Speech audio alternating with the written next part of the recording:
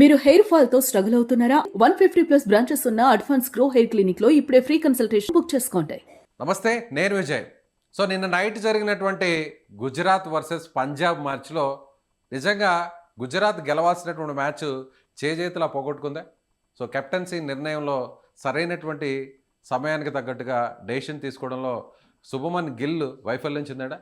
నిజంగా middle order batsmen కాస్త ఆడుంటే ఇంకొక 20 రన్స్ అడిషనల్గా గుజరాత్కి వచ్చేదా. సో పంజాబ్లో ఒకే ఒక్కడు ఉన్నటువంటి కూపర్ సో మ్యాచ్ని గెలిపించడానికి నిజంగా ఫస్ట్ మ్యాచ్లోనే ఆ స్థాయిలో ఆడడం ఎలా చూడాలి? అంత పట్టినారు సీనియర్ స్పోర్ట్స్ అనలిస్ట్ వెంకటేష్ గారు. వెంకటేష్ గారు నమస్తే. నమస్తే విజయ్. సో ఎట్టకేలకు నిన్న జరిగినటువంటి మ్యాచ్ అటు ఫ్యాన్స్కు అలాగే క్రికెట్కి సంబంధించిన ప్రేక్షకులందరూ కూడా కాస్త కనువిందు చేసింది అనుకోవచ్చా? ఎందుకంటే చాలా హొరహొరిగా సాగిన మ్యాచ్, చివరిదాకా మనకి సస్పెన్స్ కంటిన్యూ అయింది. సో ఇలాంటి మ్యాచెస్ కదా మనకు కావాల్సింది. బ్యాట్ కానీ బాల్ కానీ ఏది డామినేట్ చేసినా బాగుండదు. There should be equal contest between bat and ball. So అలాంటిది నిన్న మ్యాచ్ లో చూసాం. పిచ్ కూడా ఏంటంటే మరీ మొన్న చూసినట్టుగా మరీ లో స్కోరింగ్ కాదు. Something for the bowlers and something for the batters. So good pitch and good match. కానీ ఎందుకో శుభమన్ గిల్ బౌలర్స్ని సక్రమంగా వినియోగించలేదు. సో బౌలర్స్ అయితే చివరి వరకు కూడా పోరాడారు, తక్కువ స్కోర్ ఉన్నా కూడా. సో ఒకనొక టైంలో గుజరాత్ గెలిచేస్తుంది అనుకున్నారు. సో అక్కడ శుభమన్ గిల్ కెప్టెన్సీ కాస్త ఏదైనా తడబడ్డాడు అనుకోవచ్చా డెసిషన్ తీసుకోవడంలో?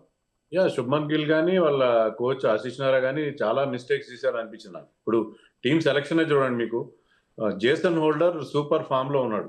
మన వరల్డ్ కప్ లో బ్యాటింగ్ బాగా చేశాడు, బౌలింగ్ బాగా చేస్తాడు, అతను స్లోయర్ వన్స్ అవి బాగా చేస్తాడు. రబాడా ఇటీవల కాలంలో మన వరల్డ్ కప్ లో కానీ అంత ముందు కానీ లాస్ట్ ఇయర్ గుజరాత్ ఆడినప్పుడు గుజరాత్ ఫుల్ మ్యాచ్ కూడా ఆడలేదు. అతను అంత గొప్ప ఫామ్ లో లేదు. T20s లో టెస్ట్ మ్యాచ్ లో is great bowler, world class bowler, no doubt. So రబాడాని తీసుకొని జేసన్ హోల్డర్ పక్కన పెట్టడం మీరు చూసారు కదా. వాళ్ళ బ్యాటింగ్ లో గుజరాత్ బ్యాటింగ్ లో టాప్ 3 తర్వాత అందరు తేలిపోయారు, ఎవరు సరిగ్గా స్కోర్ చేయట్లేదు. జేసన్ హోల్డర్ లాంటి ఒక ఫినిషర్ ఉంటే వాళ్ళకి 160 కాకుండా 180 వచ్చి ఉంటే ఇంకా ఖచ్చితంగా మ్యాచ్ గెలిచి ఉండేవారు. సో 162 కాకుండా ఒక 15 రన్స్ ఎక్స్ట్రా చేసి ఉండే పరిస్థితి ఉండేది. సో వాళ్ళకి బ్యాటింగ్ లో సరైన డెప్త్ లేకపోవడం, అలాగే మీరు అన్నట్టుగా బౌలింగ్ చేంజెస్ విషయంలో ఖచ్చితంగా చాలా పెద్ద మిస్టేక్ చేశారు. Prasidh Krishna last year purple cap winner, చాలా బ్రహ్మాండంగా బౌలింగ్ చేశాడు. పిచ్ లో బౌలర్స్ హెల్ప్ ఉంది. అతన్ని మీరు 15th ఓవర్ దాకా తీసుకురాకపోవడం, ఇది చాలా ఆశ్చర్యం అనిపించింది. దాన్ని మ్యాచ్ తర్వాత అడిగితే కూడా ఒక స్కిడీ బౌలర్ అశోక్ శర్మను ఆడిద్దాం అనుకున్నాం. అశోక్ శర్మని కొత్త బౌలర్ తీసుకొచ్చారు. అతను చాలా పెద్ద అమౌంట్ పెట్టి తీసుకున్నారు.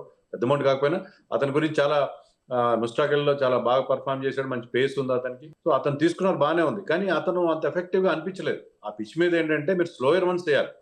మీరు రెగ్యులర్ పేస్ ఇస్తే పేస్ విల్ బ్యాట్స్మెన్ ఆ పేస్ ని యూజ్ చేసుకుంటారు. అతను ఆ స్లోయర్ వన్స్ మొదటి స్పెల్ లో సరిగ్గా వేయకుండా రన్స్ ఇచ్చాడు. రన్స్ ఇవ్వడం కాకుండా శ్రేయస్ అయ్యర్ రాగానే అతని మీద బౌన్సర్లు వేస్తే అవుట్ అవుతాడు. శ్రేయస్ అయ్యర్ బౌన్సర్ సరిగ్గా ఆడని చెప్పి అతను తీసుకొస్తే శ్రేయస్ అయ్యర్ కదా 2 బౌన్సర్లు వేస్తే 2 బౌన్సర్లు కూడా 6 కొట్టాడు. సో అలాంటి రాంగ్ స్ట్రాటజీ. అంటే ఇప్పుడు కోచ్లు ఎలా అనుకుంటారంటే కొత్త బౌలర్ తీసుకొచ్చాను నేను, ఇతన్ని క్లిక్ చేస్తాను నేను, చూడండి తీసుకొచ్చి ఇతన్ని బ్రహ్మాండంగా, అప్పుడు అందరూ ఆశీష్ నారా పేరు చెప్పుకుంటారు. ఎందుకంటే గౌతమ్ గంభీర్ ఆ గ్లామర్ క్రియేట్ చేశాడు కోచ్లీ. ఒక కొత్త ప్లేయర్ని ఎక్కడి నుంచో తీసుకొచ్చి హర్షిత్ రాణా లాంటి వాళ్ళని పెద్ద స్టార్ని చేయడం. సో ప్రతి కోచ్ ఏమనుకుంటున్నారంటే ఆశీష్ నారా లాంటి వాళ్ళు, నేను ఒక కొత్త బౌలర్ని తీసుకొచ్చి అతన్ని ఆడిపిస్తాను చూడండి. సో ప్రసిద్ధ్ కృష్ణని పక్కన పెట్టి మీరు ఎక్స్పెరిమెంట్ చేస్తే ఎట్లా? క్రూషియల్ మ్యాచ్, ఫస్ట్ మ్యాచ్ గెలిస్తే మీకు బాగా స్టార్ట్ అవుతుంది. Strong team, last year finalist Punjab, వాళ్ళ మీద మీ బెస్ట్ బౌలర్స్తో వెళ్ళాలి. సో మీ బెస్ట్ బౌలర్ని మీరు 15th ఓవర్ దాకా తీసుకురాకపోతే, 15th ఓవర్లో వచ్చాడు Prasidh Krishna, 15th or 14th over వచ్చాడు. వచ్చిన తర్వాత ఫస్ట్ ఓవర్లోనే శ్రేయస్ అయ్యర్ని అవుట్ చేశాడు. తర్వాత ఓవర్లో ఇంకో 2 వికెట్లు తీశాడు. Absolutely game nothing. ఒక బౌండరీ కాదు కదా, రన్స్ కూడా ఇవ్వలేదు. చాలా చాలా చాలా ఎఫెక్టివ్ గా మ్యాచ్ ని కంప్లీట్ గా మార్చేశారు. 110 for 2 నుంచి వాళ్ళు 118 for 5 అయిపోయారు. సో అంత ఇంపాక్ట్ క్రియేట్ చేశారు. అలాంటి బౌలర్ మీరు ముందు ఆడించుకుంటే, ఎందుకంటే మీరు చూసారు కదా that partnership between Prabhsimran and Cooper Connolly, అది ఆల్మోస్ట్ చిన్న లో స్కోరింగ్ మ్యాచ్ లో ఒక మంచి పార్ట్నర్షిప్ వస్తే, ఒక 70 runs పార్ట్నర్షిప్ వస్తే మ్యాచ్ మీ చేతులు జారిపోతుంది. అది వాళ్ళు చాలా క్విక్ గా 6లు 4లు కొట్టి స్టార్ట్ చేశారు. అలాంటప్పుడు మీ బెస్ట్ బౌలర్ని పక్కన పెట్టడం ఏంటి? అది అయితే అబ్సల్యూట్లీ మీనింగ్లెస్. తర్వాత మీకు సిరాజ్ ఫస్ట్ 2 overs వేసాడు, ఒక 6 వెళ్ళింది, బట్ 6 డాట్ బాల్స్ వేసాడు. అంటే అతను వేసిన 12 balls లో 6 డాట్ బాల్స్ వేసాడు. సిరాజ్ ఇటీవల కాలంలో ఈ ఫార్మాట్ లో చాలా మంచి బౌలింగ్ చేస్తున్నాడు. అతనికి బౌలింగే ఇవ్వలేదు. తర్వాత రబాడా ప్లేస్ లో ఒకవేళ సిరాజ్ గాని ఇచ్చుంటే సో మ్యాచ్ ఫలితం ఇంకో రకంగా ఉండేదంటారు సార్? మీకు సిరాజ్ని పక్కన పెట్టేశారు కంప్లీట్గా. సిరాజ్కి ఒక్క ఓవర్ కూడా ఇవ్వలేదు. సిరాజ్ బౌలింగ్ ఇవ్వకపోవడం ఏంటి, ఈవెన్ 18th ఓవర్ మళ్ళీ అశోక్ శర్మకి ఇచ్చారు. ఓవర్ అతను బాగానే వేసాడు, ఒక వికెట్ తీసాడు, బాగానే ఉంది. కానీ అది ఎక్స్పెరిమెంటేషన్ కదా. ఇప్పుడు 18th ఓవర్ అప్పుడు మ్యాచ్ చాలా టైట్ గా ఉంది. అప్పుడు మీకు ఎక్స్పీరియన్స్ బౌలర్కి ఇస్తే సిరాజ్ కనుక ఆ ఓవర్లో 2 వికెట్లు తీసుకుంటే మళ్ళీ మ్యాచ్ మలుపు తిరిగేది. సో అలా మీ ఎక్స్పీరియన్స్ బౌలర్కి ఇవ్వకుండా కొత్త కుర్రాడికి ఇచ్చి ఎక్స్పెరిమెంట్ చేయడం అనేది చాలా చాలా రాంగ్ డెసిషన్స్ తీసుకున్నారు. అలాగే వాషింగ్టన్ సుందర్ని నెంబర్ 5లో పంపించారు. వాషింగ్టన్ సుందర్ మనకు తెలుసు is not a power hitter, big hits కొట్టాడు. అతన్ని మీరు ఆడించాలి, అతను బ్యాటింగ్ బాగా చేస్తాడు, టెస్ట్ మ్యాచ్లో అద్భుతంగా బ్యాటింగ్ చేస్తాడు. అంటే మీరు అట్లీస్ట్ అతను నెంబర్ 4లో పంపించారు. గ్లెన్ ఫిలిప్స్ బదులు నెంబర్ 4లో పంపించి ఉంటే అతను కాసేపు సెటిల్ అయ్యి తర్వాత పెద్ద స్టార్ట్కి వెళ్ళి, లేకపోతే ఒక ఎండ్లో అతను నిలబడితే మిగతా ఎండ్లో హిట్టర్స్ రన్స్ కొట్టే పరిస్థితి ఉండేది. అతను నెంబర్ 5లో పంపిస్తే అతను 112 స్ట్రైక్ రేట్తో ఆడితే, అంటే ఒక దశలో మంచి స్టార్ట్ అందుకున్న Gujarat Titans they manage just 162. దానికి కారణం ఏంటంటే వాళ్ళ లోయర్ మిడిల్ ఆర్డర్ ఏ మాత్రం బాగా పర్ఫామ్ చేయలేదు. So they have so many problems. వాళ్ళకున్న టీంని సరిగ్గా యూటిలైజ్ చేసుకోవట్లేదు, సెలక్షన్ సరిగ్గా చేయట్లేదు. దానివల్లే మ్యాచ్ ఓడిపోయారేమో నాకు అనిపిస్తుంది. సో అడిషనల్గా ఇంకొక 20 లేదా 30 రన్స్ కొట్టే ఆపర్చునిటీ కూడా వచ్చింది అనుకోవచ్చు.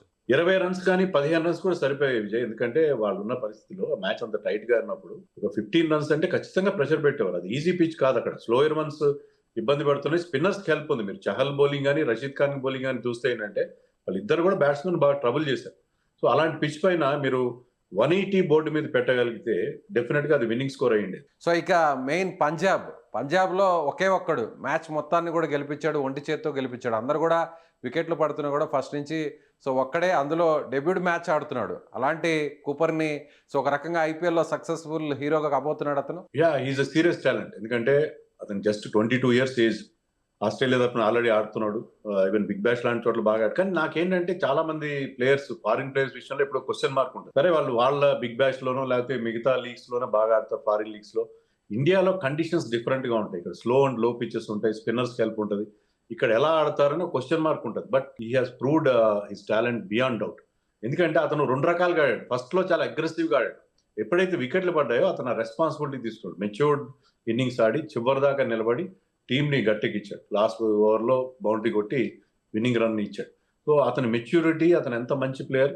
అతను ఈ ఐపీఎల్లోనే కాకుండా ఆస్ట్రేలియా కూడా ఒక మంచి టాలెంట్ అవుతాడు. అతను బౌలింగ్ కూడా చేస్తాడు, లెఫ్ట్ ఆర్మ్ స్పిన్ కూడా చేస్తాడు. ఒక మంచి ఆల్రౌండ్ క్రికెటర్గా వాళ్ళకి అంది వస్తాడు. మా ఐపీఎల్ కూడా పంజాబ్ సెలక్షన్ కానీ జాష్ ఇంగ్లీష్ లాస్ట్ ఇయర్ బాగా పర్ఫామ్ చేశాడు.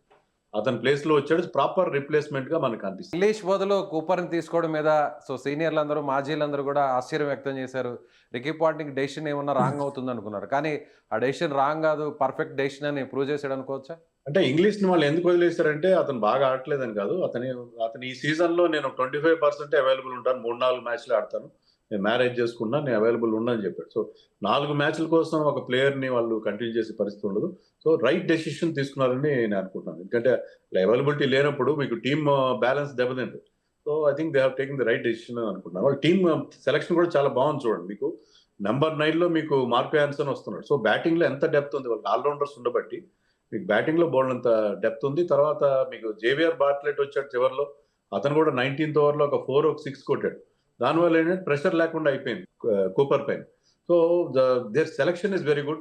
వాళ్ళ టీం ముఖ్యంగా వాళ్ళ బౌలర్స్ కూడా మెచ్చుకోవాలి. పంజాబ్ బౌలర్స్ మీకు వాళ్ళందరూ కూడా బాగా బౌలింగ్ చేశారు. ముఖ్యంగా Marco Jansen world cup form continue చేస్తున్నాడు. 4 overs లో 20 runs మాత్రం ఇచ్చాడు, ఒక వికెట్ కూడా తీశాడు. అలాగే మీకు చహల్ కూడా excellent bowling, Vaishakh Vijay Kumar. So వాళ్ళు చాలా చాలా మంచి స్టార్ట్ తీసుకున్నారు. కొంత కొలాప్స్ ఉన్నాయి. ఒక్కటే ఏంటంటే వాళ్ళకి ఇబ్బందికరమైన అంశం ఏంటంటే శ్రేయస్ అయ్యర్ చేతికి దెబ్బ తగిలింది. శ్రేయస్ అయ్యర్ కార్నర్లీ కొట్టిన ఒక షాట్ అతనికి చేతికి తగిలి అది సీరియస్ ఇంజరీగా కనిపిస్తుంది. ఈవెన్ అతను పోస్ట్ మ్యాచ్ ప్రెజెంటేషన్ అప్పుడు వచ్చినప్పుడు కూడా చేతికి పెద్ద బ్యాండేజ్ కానీ, ఆ ఇంజరీ గురించి అడిగితే కూడా అతను అంత కాన్ఫిడెంట్ చెప్పలేదు, బాగానే ఉందన్నాడు. కానీ ఇటీవల కాలంలో అతను రెగ్యులర్ గా ఇంజర్డ్ అవుతున్నాడు. సో ఆ ఇంజరీ కాస్త సీరియస్ గా కనిపిస్తుంది. మరి అతను నెక్స్ట్ మ్యాచ్ కానీ ఎన్ని మ్యాచ్లకి మిస్ అవుతాడో కొంచెం డౌట్ఫుల్ గానే ఉంది. సీరియస్ ఇంజరీ గానీ కనిపిస్తుంది. హోప్ఫుల్లీ ఫ్రాక్చర్ లేదని మనం ఆశిద్దాం. సో ఒకవేళ మీరు అన్నట్టుగా గాయం కారణంగా శ్రేయస్ అయ్యర్ దూరం అయితే సో కెప్టెన్సీ బాధ్యతలు ఎవరు తీసుకునే అవకాశం ఉందంట? అది చూడాలి మరి ఆ టీంలో మరి కెప్టెన్సీ ఎవరికి అప్పగిస్తారు అనేది you have to wait and see. ఏమైనా ఫారిన్ ప్లేయర్ తీసుకొస్తారా, లేకపోతే ఇండియన్ టాలెంట్ ప్రెమ్ సిమ్రన్ లాంటి వాళ్ళకి ఇస్తారనేది we have to wait and see. Nehal Wadhera ఉన్నాడు, చూడాలి. ఇండియన్ ప్లేయర్స్ అనుకుంటే కొంత యంగ్స్టర్స్ ఉన్నారు. ముఖ్యంగా టీంలో ఏంటంటే it's a blend of youth and experience. చాలా వరకు యంగ్స్టర్స్ ని వాళ్ళు బాగా ఎంకరేజ్ చేస్తున్నారు కూడా మనం చెప్పాలి. సో ఫస్ట్ జరిగినటువంటి 3 మ్యాచ్లు ఐపీఎల్‌లో అన్నీ కూడా ఫుల్ బ్యాటింగ్ పిచ్. దాదాపు 200, 220 ప్లస్ కూడా చేశారు చాలా ఈజీగా. కానీ నిన్న ముల్గన్పూర్‌లో జరిగినటువంటి మ్యాచ్ న్యూ చండీగఢ్‌లో సో అటు బౌలింగ్‌కి, బ్యాటింగ్‌కి రెండిటికి బ్యాలెన్స్‌డ్ పిచ్‌గా ఉందనుకోవచ్చా? డెఫినెట్ గా. అంటే ముఖ్యంగా బౌలర్స్ కి ఎక్కువ హెల్ప్ ఉంది అక్కడ. ఎందుకంటే ఎవరైతే కొంచెం చేంజ్ ఆఫ్ పేస్ చేస్తారో అలాంటి బౌలర్స్ కి చాలా హెల్ప్. అంటే మీరు స్కిల్ ఇంపార్టెంట్. ఐపీఎల్ లో ఏంటంటే నాకు పేస్ ఉంది, లేకపోతే నేను బాల్ బాగా టర్న్ చేస్తానంటే కాదు. మీరు ఆ కండిషన్స్ అర్థం చేసుకుని దానికి అనుగుణంగా బౌలింగ్ చేయాలి. మీ స్కిల్స్ ఉపయోగించాలి. అలాంటి స్కిల్ఫుల్ బౌలర్స్ కి ఎలాంటి పిచ్ మీదైనా వాళ్ళు రాణించే అవకాశం ఉంటుంది. సో ఇలాంటి పిచ్ లో ఉండాలి మనకి అన్ని 200s బాగానే ఉంటాయి. 4లు 6లు వస్తే చూడడానికి బాగానే ఉంటుంది. కానీ మ్యాచ్ లో ఇంట్రెస్ట్ ఉండాలంటే ప్రాపర్ కాంటెస్ట్ ఉండాలి బిట్వీన్ బ్యాట్ అండ్ బాల్. నిన్న అలాంటి కాంటెస్ట్ మనం చూసాం. టీమ్స్ కూడా ఇద్దరు యంగ్ క్యాప్టెన్స్ ఉన్నారు. So it was very very interesting match yesterday. Right sir. Thank you sir. Thank you so much.